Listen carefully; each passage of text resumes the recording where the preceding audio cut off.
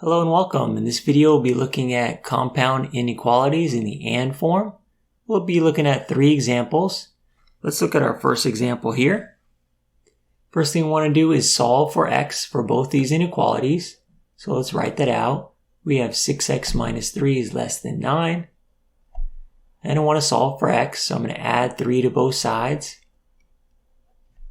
And I'll get 6x is less than 12. Divide by 6, and I get x is less than 2. So that'll be my first inequality, and we'll want to graph that. But before we do, let's go ahead and solve the other one. The 2x plus 9 is greater than or equal to 3. First thing we're going to do is subtract 9 from both sides, and we'll get 2x is greater than or equal to negative 6. Divide by 2, and we get our second one here. Now we're ready to go ahead and start graphing. So let's bring up a nice number line there. And we want to go ahead and x is less than 2, so let's find 2. And on the 2, we're going to have an open circle because this doesn't have the little equal bar underneath. And then we're going to use the inequality as a way to tell us where to point for the arrow. So here I use this less than symbol as an arrow. So from the 2, I'm going to go ahead and graph to the left. And you can do this anytime the variable is on the left of your inequality. So let's go ahead and shade that in.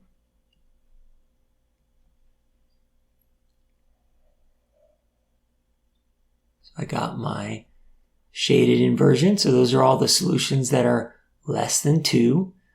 Then I want to go ahead and graph the other one there. And I go ahead and find the negative 3. At negative 3, we're going to have a closed circle. I'm going to write it a little above so we can see both of them clearly. Right. And then this one, again, we can use the inequality as an arrow. It is pointing to the left, so we're going to shade to the right. Sorry, not the left. And we go ahead and graph that.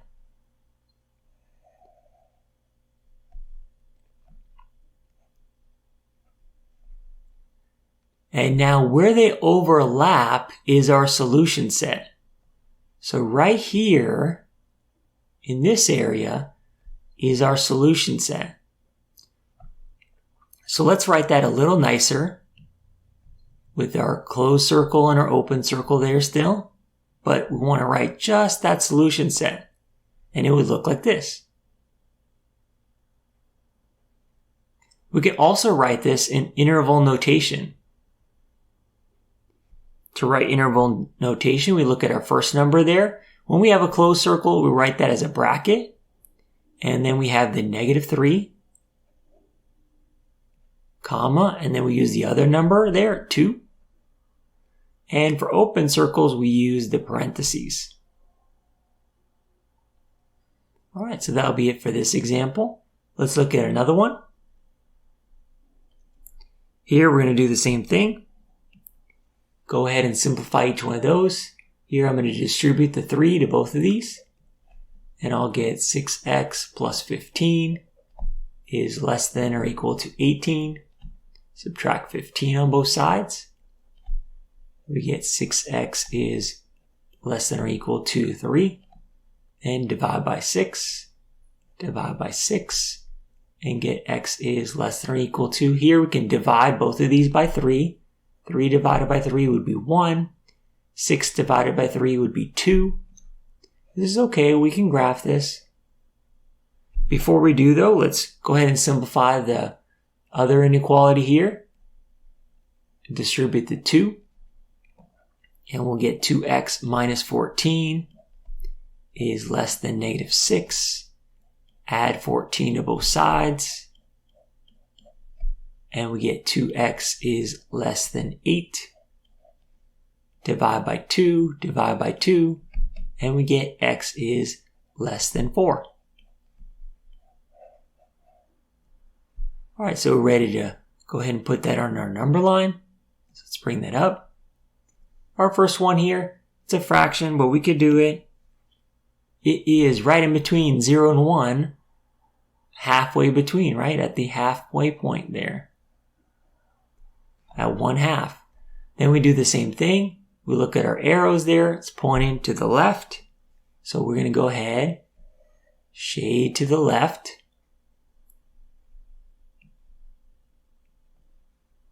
So on my number line, shade it to the left there. And then we go ahead and look at the other one. We have 4, so we got 4 there. Open circle, right? We don't have the equal bar underneath. And this one also pointed to the left. Numbers that are less than 4. So we're going to shade to the left there. But I'm going to write it a little above so we can see it a little clearer.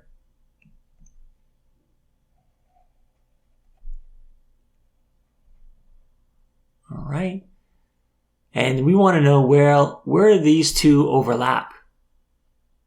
Well, we can see they overlap right in this area here. And that would be our solution set. So let's write it just our solution set. And it would look like this. It's actually everything in this inequality. X is less than or equal to 1/2. Next, we want to write it in interval notation. On the left, it goes on forever. It actually goes to negative infinity. So we want to write that. We use our parentheses because that goes on forever. Then we have negative infinity. And then our number there was 1/2.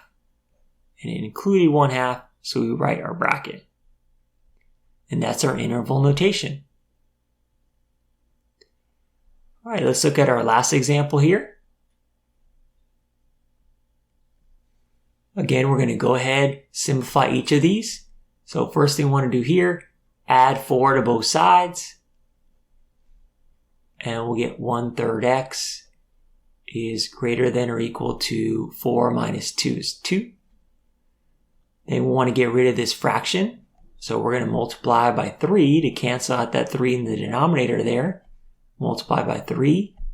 And I'll get x is greater than or equal to 6. And then we'll graph that in a little bit. Make that a little bigger there. Then we go ahead and do the same thing to the other one. Distribute the -2 to the x and the -3. So I get -2x. -2 times the -2 is going to be +6. Greater than or equal to 4. Subtract 6 on both sides. And I get -2x is greater than or equal to -2. Divide by -2, divide by -2. Now here a special case comes up. Whenever you divide by a negative in inequality, we have to go ahead and flip that inequality around. And this will become x is less than or equal to a +1. Right? It was pointing to the right. Make it now pointing to the left towards the x. And -2 divided by -2 is a 1. Now we're ready to go ahead and graph that. So let's look at our number line. Let's locate greater than or equal to 6. Well, that's a little off the graph, but that's okay. We can just write a 6 right here. It is a closed circle right at 6. And we're just going to go ahead and continue that to the right there because, right, we have inequality pointed to the right. So we would go ahead and shade that to the right. We can always continue our number line if we need to. Then we go ahead and do the other inequality. X is less than or equal to 1, so we locate the 1. This is also a closed circle. And this one pointed to the left, so we'll graph to the left there.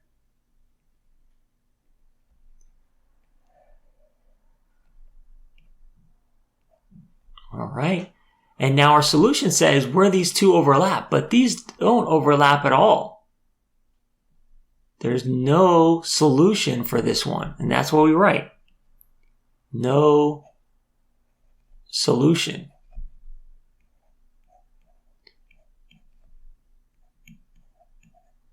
Meaning there's no numbers that we can put in both of these inequalities to make it true.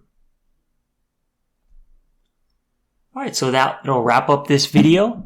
If you need more help on compound inequalities, I'll have a video here on the screen about the OR form, so check that out, and have a good day.